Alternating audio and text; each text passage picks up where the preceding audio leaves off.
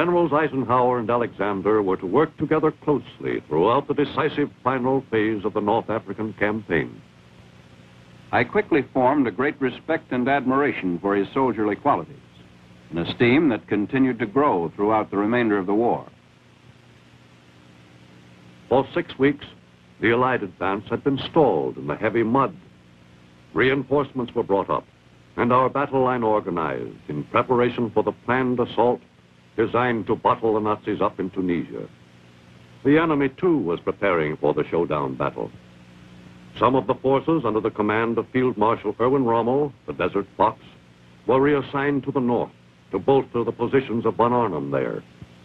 Meantime, Rommel was fighting a strong delaying action against the British Eighth Army. Forcing Rommel's Afrika Korps to retreat steadily were General Sir Bernard Montgomery's forces. Montgomery's outstanding characteristic was his tactical ability in the prepared battle. He is careful, meticulous, and certain. On the other side, the Nazis were being pressed back by the Allied forces which had made the landings in French North Africa 3 months earlier. In the winter of 1943, Generals Alexander and Anderson completed discussions of the details for the beginning of our new all-out drive toward Tunis in a final thrust to wipe the enemy off the African continent.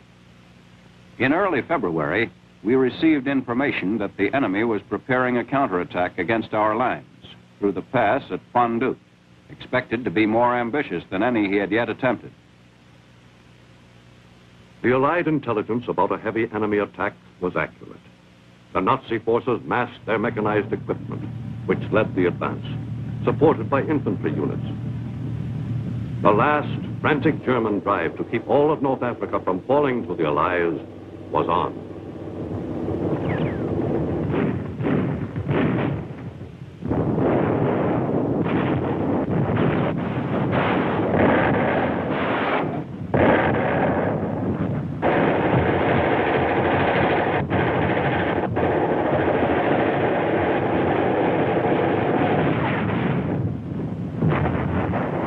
The Germans attacked in force, but not at the point where the Allies expected it. At Faid and at Gaza, the enemy launched a heavy two-pronged assault, with both forces converging at Kasserine, at the base of the now famous Kasserine Pass. The Allies were caught flat-footed. During the withdrawal, the Americans fought a series of ineffective, though gallant, delaying actions on the way back toward Kasserine Pass. Several, including myself, shared responsibility for our week of reverses. Intelligence agencies. The third was the failure to comprehend clearly the capabilities of the enemy and the best measures for meeting them. The fourth was greenness. The battle at Kasserine Pass was one of the worst setbacks the Allies had suffered so far. As a result of the Kasserine battle, the entire American Second Corps of 4 divisions was finally concentrated in the Tebessa region. In the close of the Kasserine battle, our position steadily improved. The stage was now set for the final all-out effort against the enemy position. Moreover, as a result of splendid action in Washington, an extra shipment of 5,400 trucks had been brought into the theater. This shipment immeasurably improved our transport and supply situation and had a profound effect in all later operations. Another particularly pleasing development was the steadily growing strength and efficiency of our air forces and the construction of suitable operating fields and bases. As the final drive started, Allied superiority in the air was growing steadily. The enemy was driven to cover. The big push was on.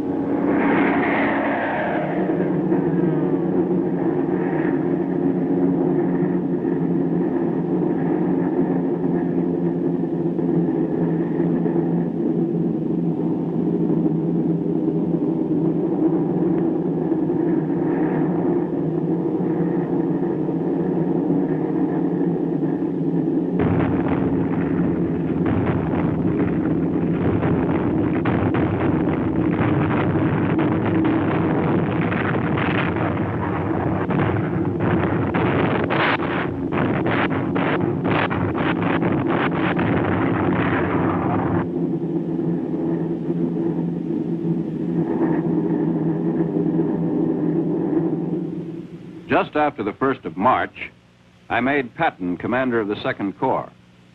For such a job, he had no superior in the Army. His buoyant leadership and strict insistence on discipline rapidly rejuvenated the 2nd Corps and brought it up to fighting pitch. Moreover, the troops were now fortified by battle experience and had a much higher appreciation of the value of training, discipline, and speed in action.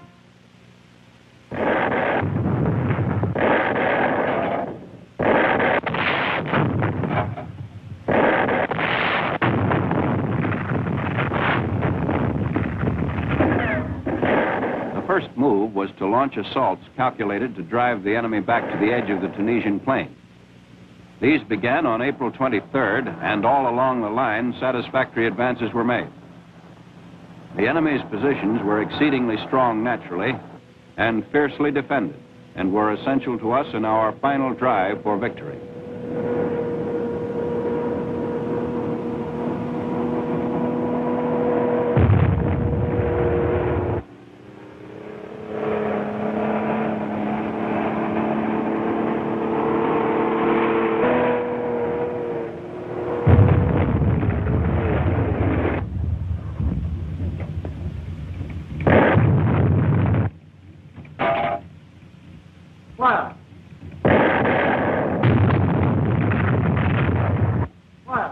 The Germans were putting up a stubborn fight, but the American 2nd Corps and the British 1st Army proved too much for them.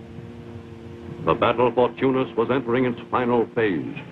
The enemy was thoroughly beaten, but continued to try to stop our rapid advance toward Tunis and complete victory, now virtually within our grasp.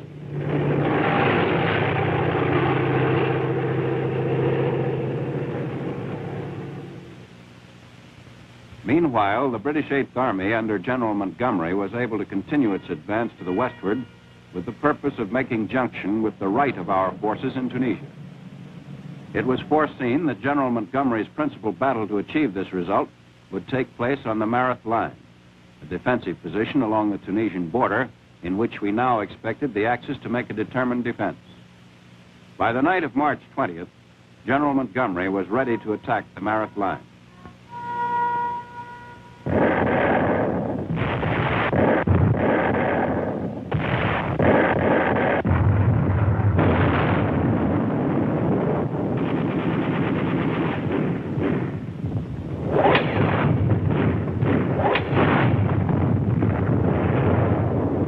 The British Tommies had the Nazis' Desert Fox almost at bay. Montgomery's men were eager for the kill.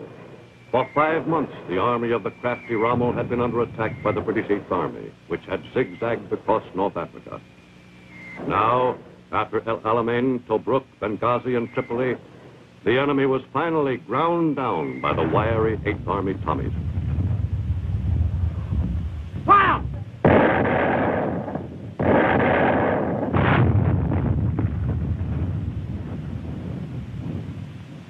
The Afrika Korps did not give up easily. For 9 days, the Nazis fought back doggedly, before the Battle of Mareth became another notable Allied victory.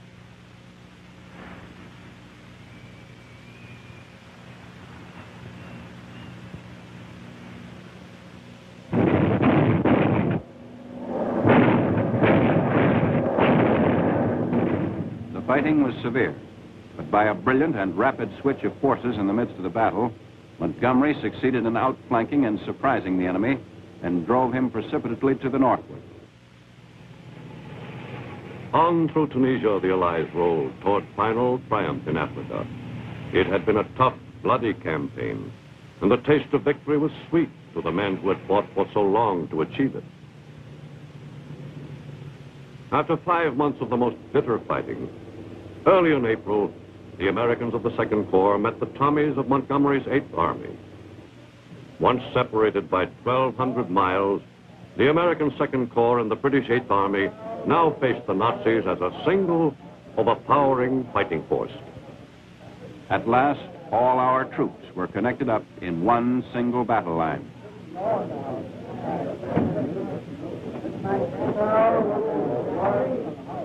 On each side, the troops and the commanders had looked forward to this happy meeting for many discouraging months. This was a day to be remembered. But final victory was not yet ours. The enemy was still entrenched in positions on the hills to the north and had to be gradually routed out. The job at Hill 609 fell to the Americans of the Second Corps.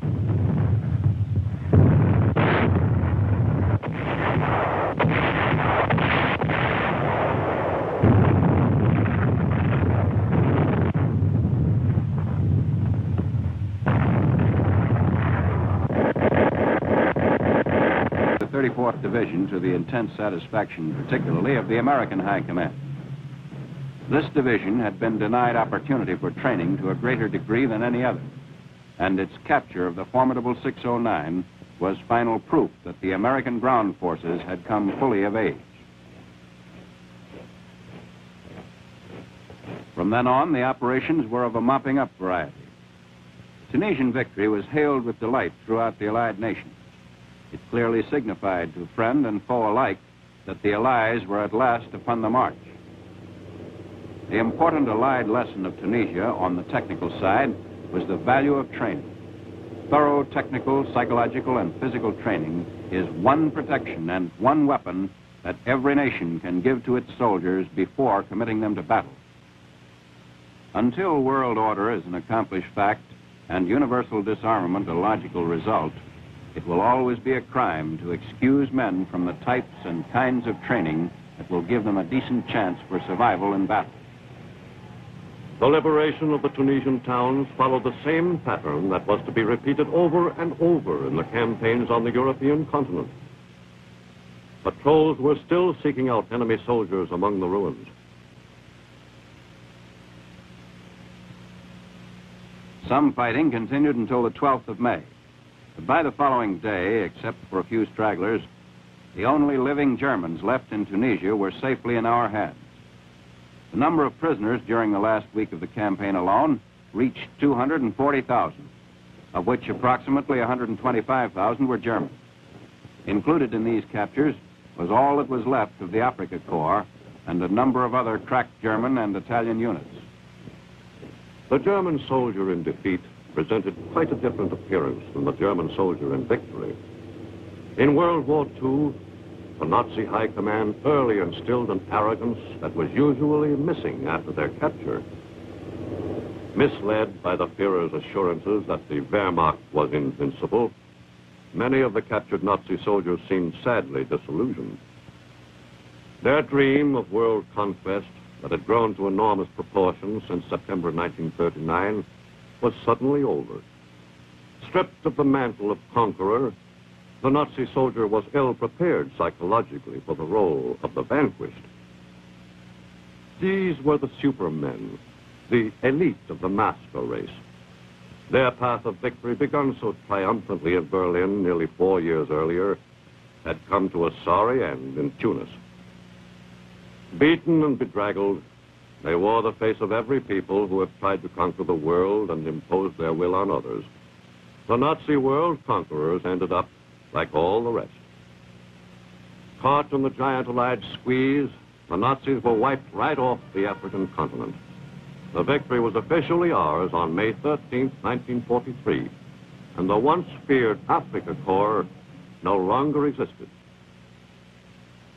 Adolf Hitler once had a great army called the Afrika Korps. It was commanded by General Erwin Rommel, who came to be known as the Desert Fox. Today, the brood of the fox has been utterly destroyed. Every member of that army, as well as every member of Von Arman's army that Hitler sent into Africa to support Rommel, is either dead or has been captured. This great victory stands as a monument to the perfection of cooperation among the fighting services of the Allied nations in this field. You would be proud of the way the British and French have fought here so magnificently. I know you would be proud of the way our own boys, your husbands, brothers, sons, sweethearts, have delivered here for you. Although busily engaged in preparations for an invasion across the Mediterranean, the Allies took time off to hold a victory parade in Tunis on May 20th, marking the end of the Axis Empire in Africa.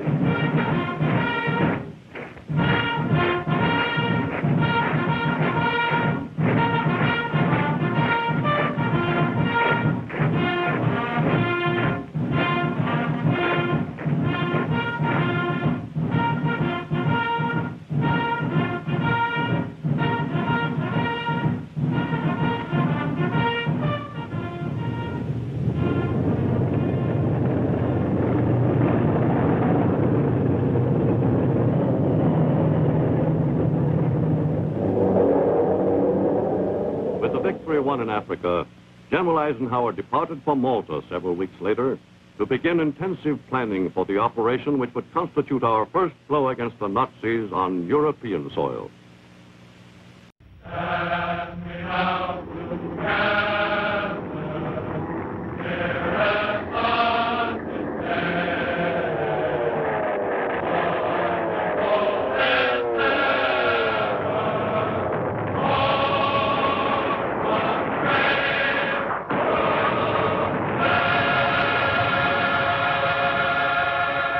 At Casablanca in January 1943, plans for our future conduct of the war against Hitler were developed.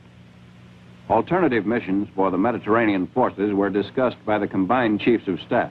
One of these was to assault Sicily without delay. The other was to capture Sardinia and Corsica. The Casablanca Conference directed that the next campaign was to be the capture of Sicily. Sicily abuts both Africa and Italy so closely that it practically severs the Mediterranean, and its capture would greatly reduce the hazards of using that sea route. With Sicily ours, the next step would be clear: to attack the enemy on the European continent itself. Development of the Sicilian plan, assigned the code name Husky, began in February. North Africa became the platform from which the invasion of Europe was to be launched. Sustaining an offensive on European soil for an extended period constituted a major problem in supply. Equipment which would be needed months later had to be shipped to North Africa and prepared for use in the oncoming campaign.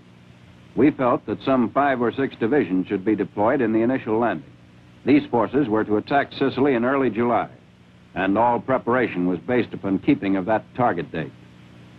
Study indicated the desirability of first seizing the island of Pantelleria, lying roughly between Sicily and the northeastern coast of Tunisia. It possessed an airfield which we badly needed in order to supply additional air support for the Sicilian attacks. This island was popularly known as the Gibraltar of the central Mediterranean. We believed that if the island were subjected to an intensive air bombardment, the assault would be relatively easy.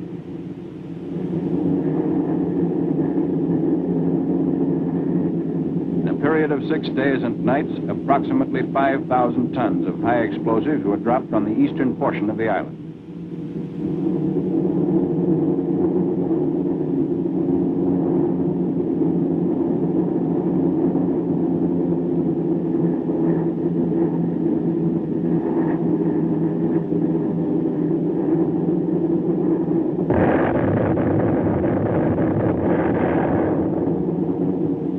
Many of our experienced commanders and staff officers strongly advised against attempting this operation, since any failure would have a disheartening effect on the troops to be committed against the Sicilian shore. In the actual outcome, the capture of Pantelleria was so easy that few people had any inkling of the doubts and fears that had to be overcome in launching the operation. Come on there, check it out. The invasion of Pantelleria proved an interesting and valuable experiment. The reduction of the island and the surrender of its garrison of 11,000 Italian soldiers marked the first time in any war that an enemy position had been overcome virtually by air bombardment alone. The underground hangars built by Mussolini's order were of little avail in the island's defense. With its airfield in our possession, we could step up air attacks on Sicily. We further improved our air position by building a new field on the island of Gozo, just off Malta. The terrain of Gozo was so difficult that there was, at first, little hope of producing a field there. This view proved unduly pessimistic. 13 days from the time the first American construction unit stepped on the island, the first fighter plane was taking off from the strip. This gave us an additional base from which to sustain our attack against Sicily. At Malta, the Allies made final plans to invade Sicily with the American 7th and the British 8th Armies in early July. I went to Malta a day or so before the attack was scheduled to be in position to take any action that might prove necessary. The first major assault on the enemy on European soil was launched chiefly from North African ports.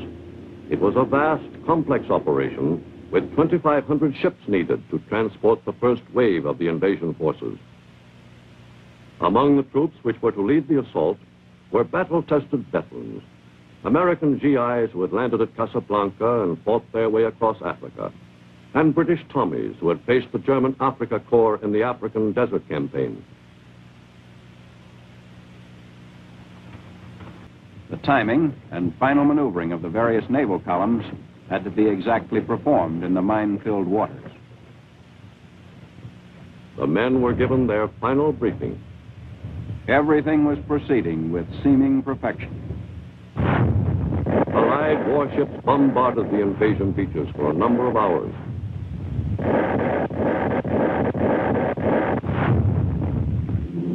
We were using airborne troops in the operation on a much larger scale than had yet been attempted in warfare.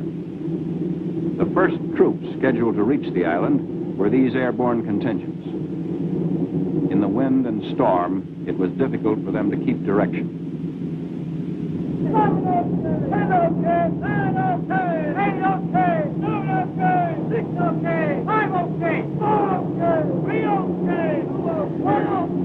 Everybody okay?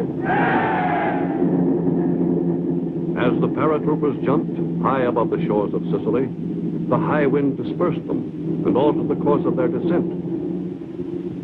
The parachutists landed on the southern front, although in certain instances far from their appointed landing grounds.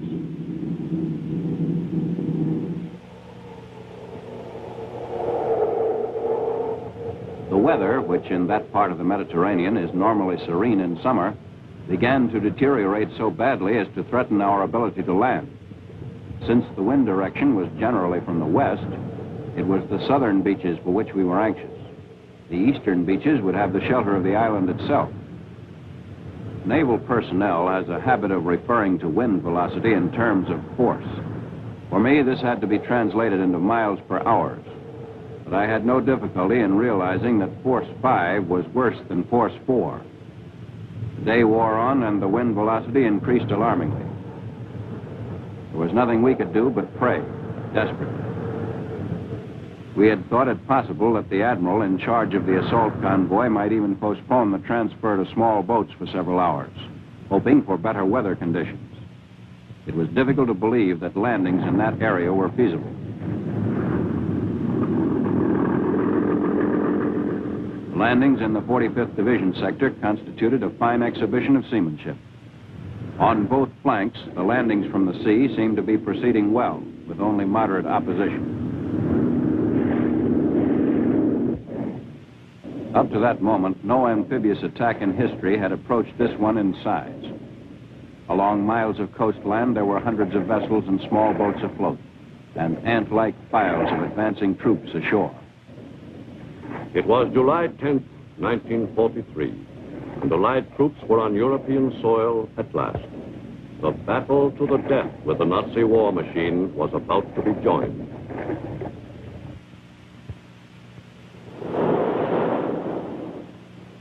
As battle reports began to arrive, it was evident that the enemy had been badly deceived as to the point of our attack. During the first 2 days, against little opposition, the Allies landed 80,000 men and put ashore 300 tanks and large quantities of other mobile pieces of equipment. Our foothold was established.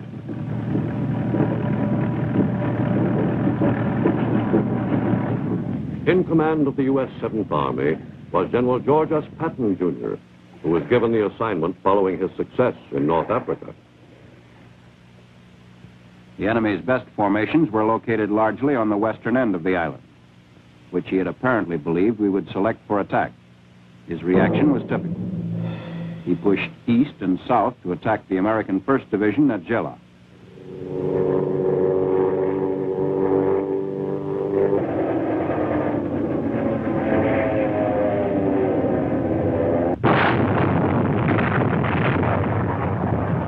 The Allies dug in and waited.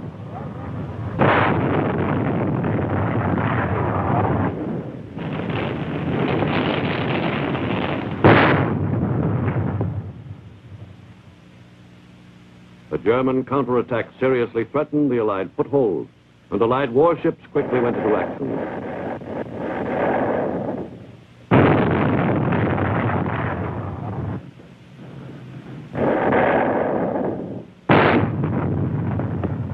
For many hours, we met the enemy head-on in a bitter battle.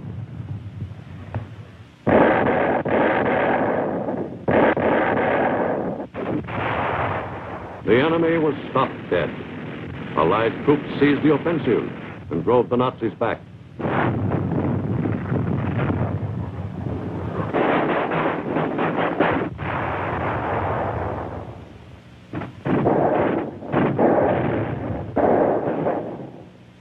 This was but the first of many withdrawals the Nazis would be forced to make all over Europe.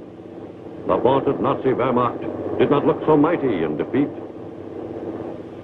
The Nazis' only chance to slash the Allies to pieces had been unsuccessful, and a complete Allied conquest of the island was inevitable. Equally important, the enemy's air power on Sicily was thoroughly destroyed by the Allies. Our troops moved forward in a drive to complete the conquest of the island as quickly as possible. General Patton was a shrewd student of warfare who always clearly appreciated the value of speed in the conduct of operations. Veteran troops realized that by continuing the advance and attack against a shaken enemy, the greatest possible gains are made at minimum cost.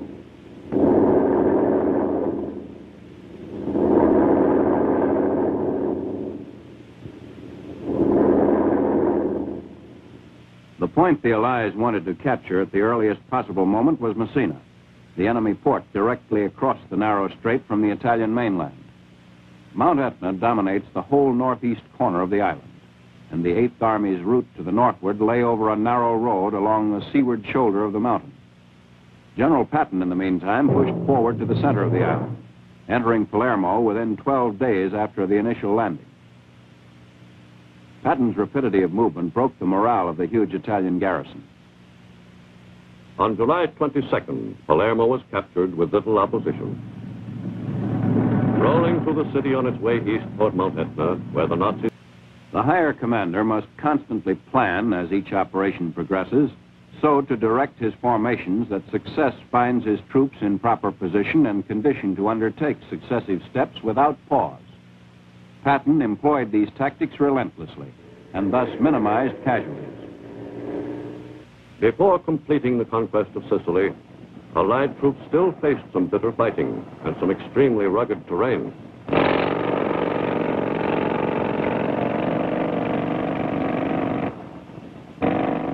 In the advance eastward from Palermo, the left flank of the 7th Army, following the coastline, advanced along the rocky coastal cliffs of Sicily.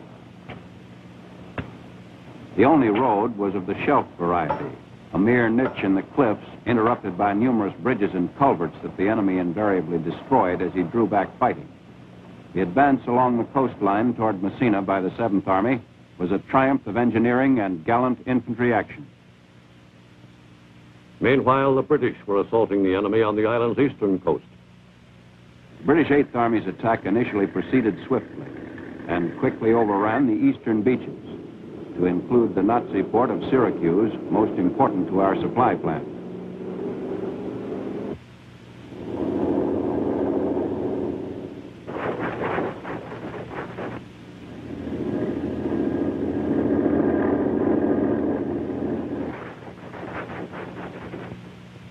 Montgomery's operations on the east coast had begun auspiciously, but by the time he was ready to assault the natural defensive barriers running from Mount Etna to the sea, the enemy had brought up too much strength.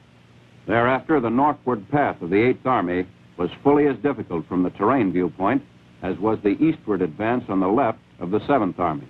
In addition, the 8th Army had to overcome the preponderance of enemy strength.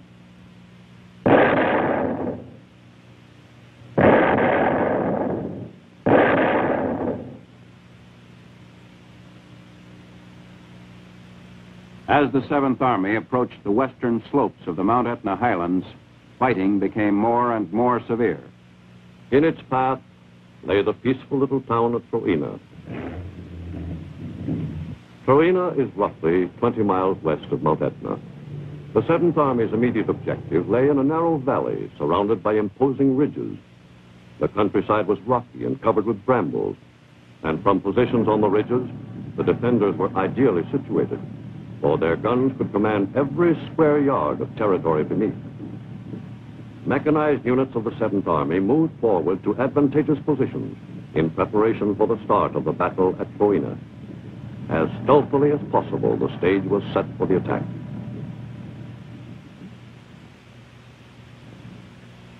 To the foot soldier, the terrain was about the worst encountered so far. The roads twisted through the valley, and everywhere the German guns covered them from the slopes. The job was to blast those slopes, and then to capture them one by one. The Allies were ready.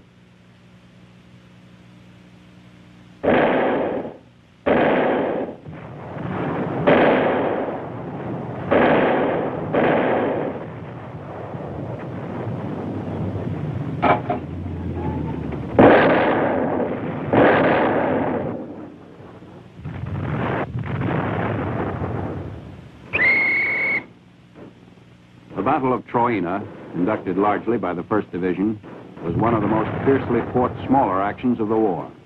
The enemy launched 24 separate counterattacks during the battle. The ground was rocky and broken, with hidden areas difficult to clean out. After the capture of the position, our troops were astonished to find in one small valley a field of several hundred German dead, so far uncounted. They were victims of American artillery fire. After a week of the most savage fighting, the hungry, battle-weary American troops entered what was left of the town of Troina. They found the inhabitants, who had survived 2 days of incessant bombing and shelling, still dazed by the nightmare that was the Battle of Troina. Most of the Sicilian people were overjoyed when, on July 25th, the bombastic Duce was summarily deposed as Premier of Italy by the order of King Victor Emmanuel. The battle for Sicily ended abruptly at Messina on August 17th, with the final surrender of 135,000 Axis soldiers. The results of the Sicilian campaign were more far-reaching than the mere capture of the enemy garrison. The Italians wanted frantically to surrender. However, they wanted the assurance that such a powerful Allied force would land on the mainland simultaneously with their surrender, that the government itself and their cities would enjoy complete protection.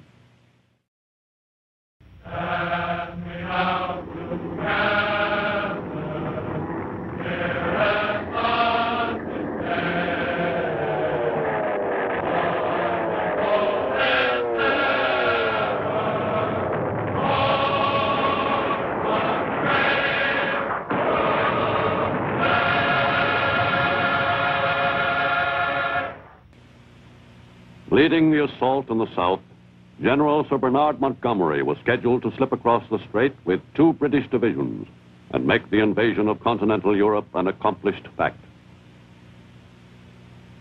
The assault was to be launched from Messina, last enemy stronghold to fall in Sicily.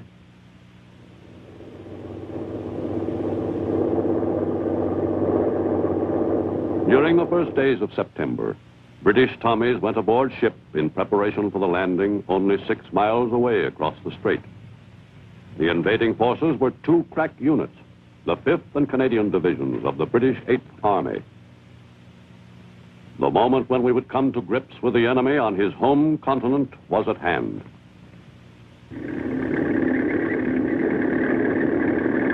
In the hours just before dawn on September 3rd, the 4th anniversary of Britain's declaration of war, the assault wave set out. Just across the Strait of Messina on the Italian coast, the spearheads of the attacking force landed near Reggio Calabria against almost no resistance, and a 10-mile beachhead was quickly established. With their foothold on European soil made secure, Montgomery's men were now started on their job of forcing the enemy back without let-up. The entire stretch of Italian coast, bordering the Strait of Messina, on both sides of the landing beaches, was soon completely under Allied control. Montgomery immediately started an advance up the toe of the boot. His troops were carefully watched by the enemy, anxious to detect our major move. At Algiers in late May of 1943, the Allied High Command had weighed every consideration involved in the overall strategy of the invasion of Italy. A major factor was the possibility of an Italian surrender to coincide with our landings. The Italians wanted frantically to surrender. However, they wanted the assurance that such a powerful Allied force would land on the mainland, that the government itself and their cities would enjoy complete protection. Simultaneously with the hoped-for Italian surrender, the plan called for the Italian mainland to be invaded by Allied forces at two additional points. On the west coast at Salerno, British and American troops were to make the assault. At the same time, a smaller force of British troops was to land at Taranto in the arch of the boot. The negotiations for the Italian surrender dragged along, but finally word crossed the world that Italy had capitulated. It was agreed that the surrender should become effective on the evening of September 8th. I chose that date because at midnight, our Salerno attack would begin. In the Mediterranean in September 1943, the Italian fleet, still a powerful striking force consisting of more than 100 warships, was surrendered to the Allies. General Eisenhower himself reviewed the array of surrendered Italian war vessels, no longer a menace to our movement in the Mediterranean. As the day for the invasion of Salerno approached, convoys were crossing the Mediterranean from several directions. American troops had embarked on their transports at Oran in North Africa and Palermo in Sicily. British troops had boarded ship in Bizerte in Tripoli in North Africa. The American Fifth Army, which was to make the Salerno assault, was commanded by Lieutenant General Mark Clark, General Eisenhower's former deputy, who was getting his first taste of action in World War II. En route to the point of attack, the invasion forces were given their final briefing. The last-minute preparations for battle followed a now familiar pattern. For hours on end, the men cleaned and checked their weapons, and then enjoyed their last chance to relax for some time to come. All hands, man your battle station! Man your battle station! With the landing still 12 hours away, some of the ships and the convoys were attacked by enemy planes, intent on beating off the invasion by sinking some of our vessels and their invaluable cargo of assault troops. But our Navy gun crews were equal to the challenge.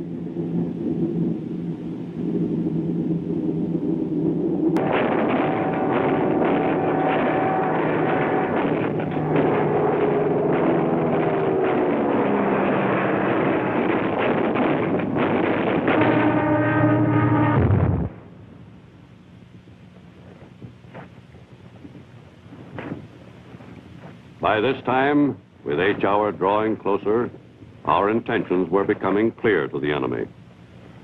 With the equivalent of 4 divisions in the assault, we were invading a country in which there were estimated to be 18 German divisions.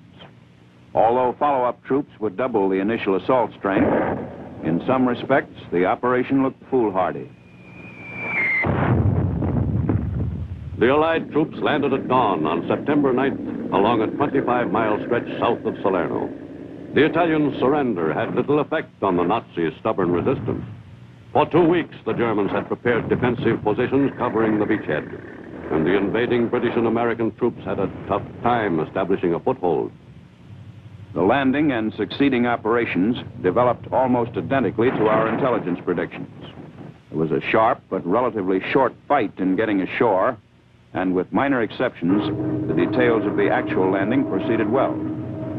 By afternoon of the invasion day, the enemy's chance of annihilating our position was lessened considerably. But the enemy was not giving up that early. With every weapon at their disposal, the Germans, under the command of Field Marshal Albert Kesselring, kept pounding at the Allies' limited beachhead. Nazi reinforcements were brought up, and from the high ground inland, the Nazis still kept the beaches under constant fire. On September 13th, the German attack struck in all its fury, and fierce fighting ensued for a considerable period. The German attack pushed forward to within 2 or 3 miles of the beach. The outlook became gloomy. The battle for Salerno was bitterly contested. On our success in beating off the German counterattacks depended the whole future pattern of the war against Hitler.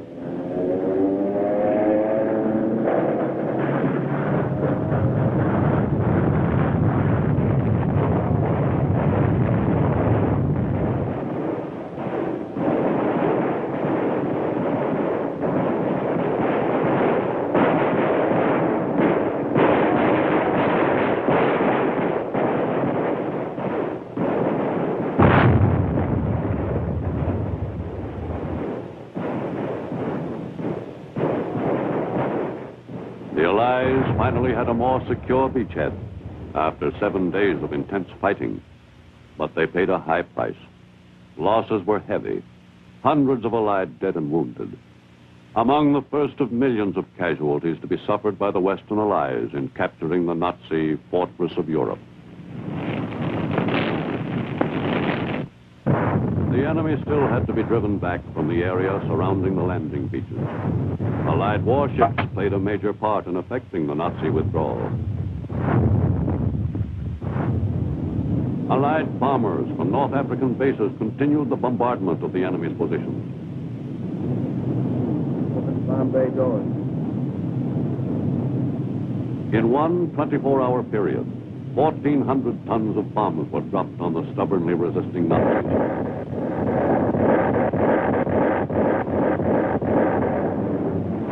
The Allied forces were now in position for a general advance, which soon turned into a full-scale offensive.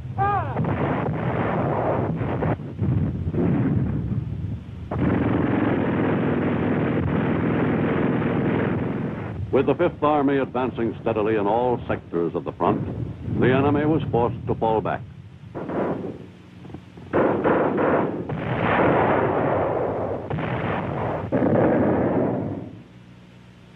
The Nazi withdrawal, accompanied by only sporadic delaying action, enabled the Allies to consolidate their gains in the area surrounding Salerno. The long, arduous battle for Italy was now underway, a campaign which was to become known as one of the most exhausting major operations of the war. The Italian campaign was already proving extremely difficult on the tactical level. The natural terrain advantages which the Nazis enjoyed in their defensive role combined with the weather to make the job ahead an especially tough one for Allied commanders. Meanwhile, in the south, Montgomery was taking advantage of the Nazis' preoccupation with the Salerno assault to proceed quickly up the toe and shin of the boot. On September 16th, advance elements of the British Eighth Army met some of General Clark's Fifth Army troops south of Salerno, and the Allies had an effective hold on southern Italy. In his commander of the U.S. Fifth Army, General Eisenhower had complete confidence. Clark was a relatively young man, but an extremely able professional, with a faculty for picking fine assistants and for developing a high morale within his staff. I gained a lasting respect for his planning, training, and organizing ability, which I have not seen excelled in any other officer. When General Clark led the Fifth Army into Salerno, he had not previously participated in any of the fighting of World War II. He proved to be a fine battle leader and fully justified the personal confidence that had impelled me to assign him to such an important position. One of the most important prizes in our path in southern Italy was the enemy air base at Foggia. Encountering limited resistance, British troops captured that prize in late September. It placed important objectives from Germany to the Black Sea within range of our bombers and denied the enemy an important base from which to attack our advancing troops. To the north of Salerno, in the U.S. Fifth Army's path, lay Naples, which our forces entered triumphantly on October 1st, 1943. Naples had been one of the Nazis' principal port cities and marked a notable advance for the Allies on the road to Rome. When American troops entered the city, they found the remains of a legendary center of cultural life. In taking Naples, the Allies had been forced to bomb and shell the city severely. Whatever survived that assault had also to withstand the demolition set by the retreating Germans. Much of the damage to Naples was the work of the Germans. The city was subjected to as savage demolition and bombing as any other population center so far captured in Italy. Within the ruined city, the business of daily life was paralyzed. The Germans had been so thorough in sacking Naples that it was like a phantom city, dazed and silent.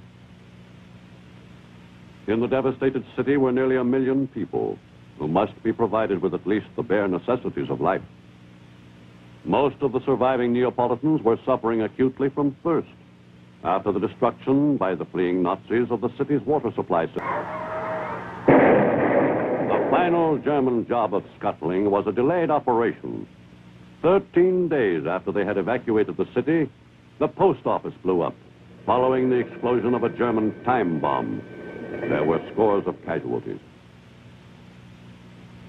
The port facilities of Naples were a complete wreck.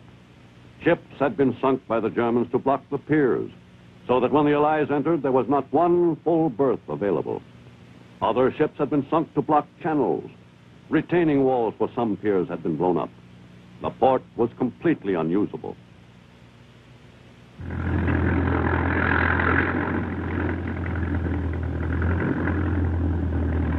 But the port did not remain in that condition for long.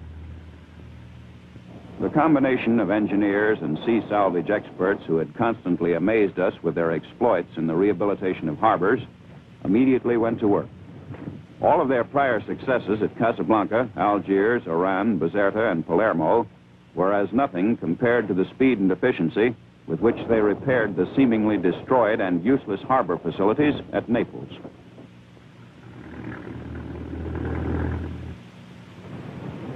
On October 10, 1943, only 10 days after the Allied liberation of Naples, the port was handling a tonnage equivalent to the peacetime capacity of 6,000 tons. On a single day, Naples port workers sometimes unloaded as much as 5 times the peacetime high.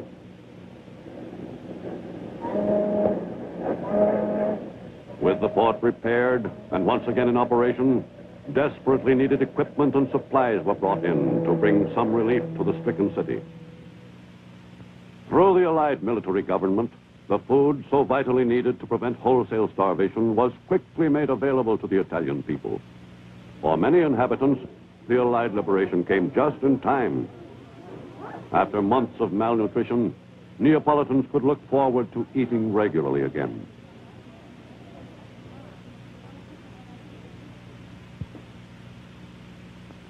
Slowly, Naples was rising again from its ruins.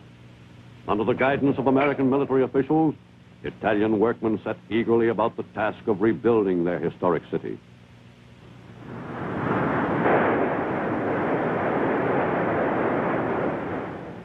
During the first month after the liberation, electric power was restored.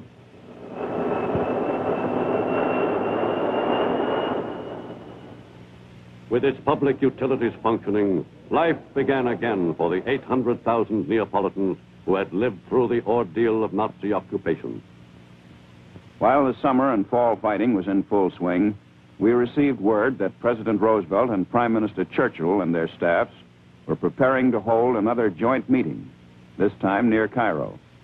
It appeared to me and to my associates at the Cairo conference that the British still favored a vigorous and all-out prosecution of the Mediterranean campaign, even, if necessary, at the expense of additional delay in launching the cross-channel invasion, while the Americans declined to approve anything that would detract from the strength of the attack to be delivered across the channel early in the following summer. In Sicily, after the conference, General Eisenhower had the opportunity to renew private talks with the president. His conversation revolved more around post-war problems than those of immediate operations. He gave me his ideas on the post-hostilities occupation of Germany and listened sympathetically to my contention that occupation should become a responsibility of civil agencies of government as soon as the exigencies of war might permit. He mentioned domestic politics only to say that much as he'd like to go back to private life, it looked as if he'd have to stand again for the presidency.